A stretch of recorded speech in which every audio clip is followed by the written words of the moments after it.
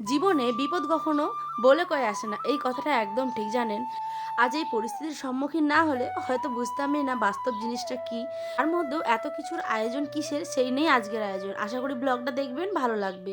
আর যারা যারা আমার ব্লগটা দেখবেন, ভালো লাগলে একটা লাইক, আর আমার পরিবারের সদস্য অবশ্যই হবেন। আপনাদের প্রতি আমার অনেক অনেক ভালোবাসা রইল। তো চলুন আজকের আয়োজন শুরু করা যাক। আজ দিনটি ছিল আমাদের 1 জানুয়ারি, নতুন বছরের প্রথম দিনের প্রথম রাত। তো আজকের আয়োজনটা কি বলুন তো? পিকনিক চলছে, মানে চুড়োই ভাতি। গ্রামের সহজ সরল ভাষায় এক কথায় যাকে বলে চুড়োই ভাতি খাওয়া। আমাদের ছোট্ট ছোট্ট বাচ্চাগুলো মিলে আবদার করেছে, দিদি আমরা সকলে মিলে আজ রাত্রেবেলা পিকনিক করব। তো যেমন কথা তেমন কাজ, সকলে মিলে নিজের নিজের চাঁদা তুলে সকলের বাড়ি থেকে ধাম বলো, চাল বলো, মশলা বলো, তেল বলো, সমস্ত কিছুটাই জোগাড় করেছি। আর চিকেনের পয়সাটুকু শুধু আমরা তুলেছি। এরকম কিন্তু আমরা বেশ কয়েক বছর, বলুন তো 15 থেকে 20 বছর আগে করতাম, জানেন। কিন্তু এখন ব্যস্ততার জীবনে সকলে কেমন উন্নত হয়ে গেছে। তাদের এই চুড়োই ভাতির যে মানে আসল মিনিং, মানে কারো বাড়ি থেকে এই নিয়ে আসো, তোমার বাড়ি থেকে সেই নিয়ে আসো, এরমভাবে জোগাড় করে রান্না খাওয়ার প্রচলনটা কিন্তু আস্তে আস্তে কমে গেছে। কিন্তু আমরা বাবা তার মধ্যে পড়ি না। আমরা গ্রামের সহজ সরল মানুষেরা এই যে সামান্য চুড়োই ভাতিতেই অভ্যস্ত। আর এটাই আমাদের কাছে বিশাল পাওয়া। তো বেশি বকবক না করে আসি আসল কথায়। এখানে আমার বোনরা অনেকে ছিল, কিন্তু তাদের আবার জানেন ক্যামেরা দেখানো, মুখ দেখানো নিষেধ। তারা আবার লজ্জা পায়। গ্রামের সহজ সরল মানুষ যেমন হয়, তাই আমি নিজেকেই দেখাচ্ছিলাম। আর এখানে আমরা রান্না করছিলাম হচ্ছে ফ্রায়েড রাইস। ওদের আবদার হয়েছে বড়লোকি খাবার খাওয়ার, মানে একটু ফ্রায়েড রাইস করবে, আর একটু মাংস, একটু ভাত। আর এর বেশি কিছু করে ওটা সম্ভব হয়নি। তার মধ্যেই বিপদ মানে এমনভাবে যে ঘটে যাবে তা কে জানতো বলুন। পিকনিক করতে গিয়ে আমাদের মাথাটা একটুর জন্য বেঁচে গেল। গাছ, মানে গাছের যে ডাল আর কি, সেটা ভেঙে পড়তে পড়তে। তো থামেল দেখে তো আপনারা বুঝেই গেছেন, বাকি কথাটা আপনাদের একটু পরে জানাচ্ছি, দাঁড়ান। এইখানে দেখুন, আমি কিন্তু বসে গেছি রান্নাবাড়ি করতে তাদেরকে হেল্প করার জন্য। এখানে রান্না হচ্ছিল ফ্রায়েড রাইস, আর তার সাথে করবো মাংস। তো এখানে সমস্ত সবজিগুলোকে ভাজাভাজি করে তার মধ্যে ভাতটাকে দিয়ে দিলাম। অর্ধেক অর্ধেক করে ভাজলাম, যেহেতু আমাদের কাছে বড় কড়াই ছিল না, তো সেই জন্য অর্ধেকগুলো তুলে নিচ্ছি। তারপরেই বসিয়ে দিলাম মাংস। এখানে দিয়ে দিচ্ছি পরিমাণ মতো তেল, আর তার সাথে 5 ফোড়ন, শুকনো লঙ্কা আর তেজপাতা। এটা ফোড়ন দিয়ে মাংসটা কিন্তু ম্যারিনেট করে রাখানো ছিল, ঠিক আছে। আর কি বলুন তো, এই চুড়োই ভাতি খেতে না খুব ভাল লাগে। বিশেষ করে সেই ছোট্টবেলার কথা আমি এখন ভয়েস দিচ্ছি, কিন্তু সেই ছোটোবেলায় মনে পড়তো মাঠে গিয়ে একটা মানে কিছু দিয়ে শাড়ি দিয়ে ঘিরে দিতাম। আর আগে তো মাংস কেনার মতো টাকা কেউ দিত না বাবা মারা, তাই ডিম বলো, আলুর তরকারি বলো, আর একটা ভাত দিয়ে সামান্য কিছু আমরা খাওয়া দাওয়া কিন্তু করে নিতাম। এতেই আমাদের দুনিয়ার মানে শান্তি নিজেকে লাগতো, জানেন। মানে নিজেকে মনে হতো যে কত যে শৈশবটা সুন্দর এবং মধুর ছিল। আর এখন ব্যস্ততার জীবনে ওইসব আর কে মনে রাখে বলো। এখন সকলে মানে বক্স করো, এই করো, সেই করো, কিন্তু এটার যে খাওয়ার একটা অন্যরকম আনন্দ, তা শুধু সহজ সরল মানুষ ছাড়া কেউ বুঝবে না, জানেন। তো এইখানে মাংসটা ম্যারিনেট করা ছিল, সেটাকে তেলের মধ্যে দিয়ে দিলাম। বলতে বলতে প্রায় মাংসটা কিন্তু কষা। বাকি রেসিপিটা আমি করতে পারিনি, কারণ আমি আয়নসোনাকে ঘুম পাড়াতে গেছিলাম সেই জন্য। আর ওই যে বললাম বিপদের কথা, এইটাই। আমরা এখন খাওয়া দাওয়া মানে করেই একদম বাড়িতে ঢুকবো ঢুকবো, আমাদের সামনেই জানেন এরমভাবে ধ্রাত করে একবারে পড়ে গেছে হচ্ছে মানে এটা হচ্ছিল গিয়ে সজনে গাছ, ঠিক আছে। কোনো ঝড় না, বৃষ্টি না, শুকনো, জানেন একদম। এত মনটা খারাপ যে কি বলবো। এত ফুল হয়েছিল গাছটাতে।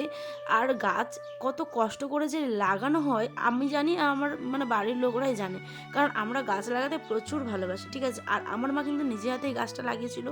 তাই মা তো মানে মনটা এত খারাপ। তার মধ্যে মাকে মানে মা বলছিল যে এই গাছটার দেখেন, এই যে এত ফুল ধরেছে, সজনাগুলো কিন্তু হতোই একদম, জানেন এত সজনা। আর গ্রামের টাটকা সবজি কত ভাল লাগে, তাই না বলেন। আর মন থেকে বলছি, এই গাছটা ভেঙে যাওয়ার কারণে আমাদের পিকনিকটা একেবারে নষ্ট হয়ে যায়। মানে পিকনিক করতে গিয়ে যে এমনভাবে গাছটা ভেঙে পড়বে আমরা ভাবতে পারিনি। আর একটুর জন্য আমরা বেঁচে গেলাম, নাহলে আমাদের পুরো মাথার মধ্যেই পড়তো, জানেন। তো কি করব, কিছু তো করার নেই। মানে মনটা খারাপ এত ছিল। তো মানে গাছের ডালগুলোকে আমি এক সাইডে করে দিলাম। তারপরে আমার আর সারা রাত ভিডিও করা হয়নি। মানে মন এত খারাপ। আর তার মধ্যে সেই আমার চেনা গলি, চেনা রাস্তা, চেনা বাড়ি, চেনা ঠিকানা সমস্ত কিছু ছেড়ে আমাকে হঠাৎ করে চলে আসতে হলো নিজের শ্বশুর বাড়িতে। আর একটা অত্যন্ত প্রয়োজনীয় কাজে। সকালবেলা আমি নিজেও জানতাম না যে আমি আজকে বেরিয়ে যাব। আয়নের আব্বা আমাকে ফোন করে হঠাৎ করে ডাকলো। আর মা দেখছেন এক ব্যাগ দিয়েছে জিনিসপত্র, যেহেতু আমি গতকালে পিকনিক করেছিলাম। আর একদম কোনো কিছু খাওয়া দাওয়া করিনি। মা কিন্তু অনেক কিছু বানিয়েছিল। তেল পিঠা বলো, ভাকা, তারপরে হচ্ছে গুড়গুড়িয়া যেটা মানে পিঠা বলে। আয়ন সোনাকে এখানে মজা করে বলছিলাম, বাবা তোকে রেখে চলে যাচ্ছি, হ্যাঁ। সেই তো কি কান্না শুরু করেছিল। তারপরে বাসে এসেই ওর কাণ্ড কারখানা দেখো। আর এদিকে আমার আব্বা আমাদেরকে রেখে চলে যাচ্ছিলো। মনটা এত খারাপ, মানে দুঃখের উপরে দুঃখ। ভাবতে পারছো আপনজনদের ছেড়ে যাওয়া যে বড্ড কঠিন, তাই না বলো? আর এখানটায় আমার বাবা মানে বাসটার সাথে সাথে করেই কিন্তু যাচ্ছিল। এখানে যতক্ষণ বাসটা ছাড়ছিল না ততক্ষণই কিন্তু হেঁটে হেঁটে যাচ্ছিল। আমি এখন কথা বলছি কিন্তু আমার ভয়েসটা মানে এখন দিচ্ছি পরে। ভিডিওটা দেখে সত্যি মনটা এত খারাপ হচ্ছে যে কী বলবো। তারপরেই যেটা হয় আর কি, নিজের মানে পৃথিবীতে তো আসতে হবেই। তারপরে সেই বিপদটার মানে সম্মুখীন হতে হলো।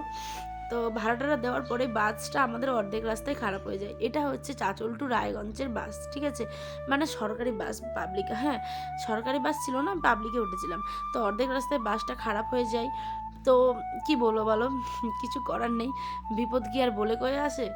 বিপদ যেটা হওয়ার সেটা হবেই। লাস্টে অন্য গাড়িতে করে কোনোভাবে আসে, রাস্তায় কোনো ব্লক করতে পারিনি যেহেতু এত ভিড়। আর আয়ন সোনা কান্নাকাটি করছিল।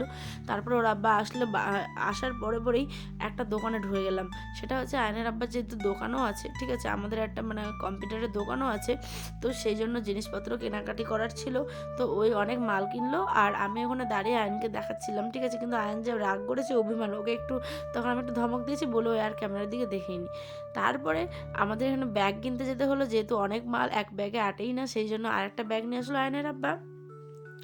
জীবনে চলার পথে সত্যি কিন্তু মানে জীবনটা একটা অন্যরকম জানেন, যখন মানে ভাববেন যে একটা বিশাল আনন্দের মধ্যেই কোনো কিছু খারাপ ঘটে যাবে। এটাই হচ্ছে আমাদের মানে নিয়ম, মানে নীতি বলতে পারেন। তো উপরওয়ালা যেটা করে ভালোর জন্যই করে।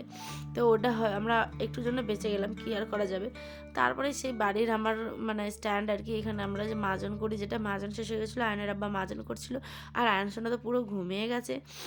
আর আমার সেই বাড়ির চেনা রাস্তা ছেড়ে এই অচেনা রাস্তাকেও কিন্তু আপন করে নিতে হবে। আর এটাই আমাদের মেয়েদের জীবন।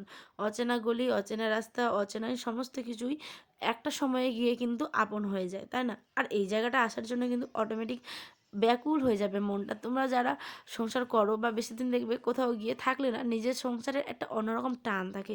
সেই জন্য মায়া জাল একটা, তাই না? সেই জন্য ডাকেই যে আয়, কবে আসবি সেই তোর ঘর, সেই রাস্তায়, সেই ঠিকানায়। আর তারপরে আসার পরেই যেটা হয়, একটা মেয়ে বাড়িতে না থাকলে সমস্ত কিছু নোংরা, দেখো কত ধুলো বালি, তারপরে সমস্ত গ্যাস নোংরায় ভর্তি হয়ে পড়েছে সমস্ত কিছু। তো আজ এই পর্যন্ত, দেখা হবে অন্য একটি ব্লগে। ভালো থাকবেন, শুধু আল্লাহ হাফেজ।